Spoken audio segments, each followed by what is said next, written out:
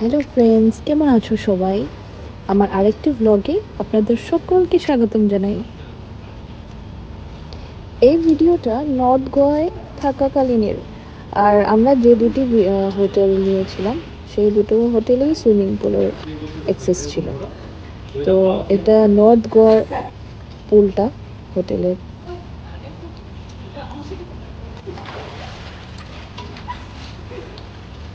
Beach থেকে এসে স্নান টান করে আমরা একটু পুল এনজয় করতে চলে আসছি।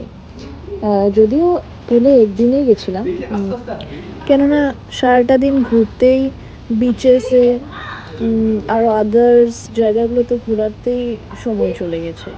আর হোটেলে আমরা ফিরে আসতাম ততক্ষণে রাত হয়ে যেত।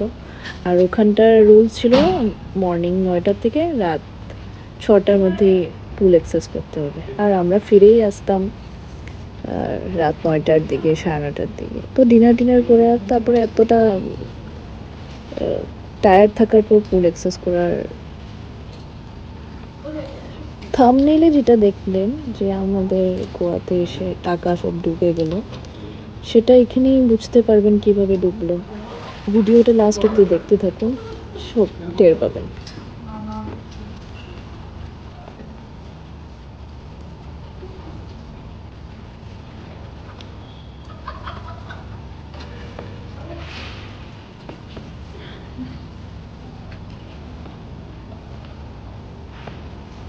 এক্স্যাক্টলি, পার্স নিয়ে ঢুকে গেছে আমার হাজব্যান্ড পুলেই। আর পার্সে ছিল সব টাকা পয়সা, ওর তার কার্ডস, এভরিথিং সব ডুবে গেল। এই দেখুন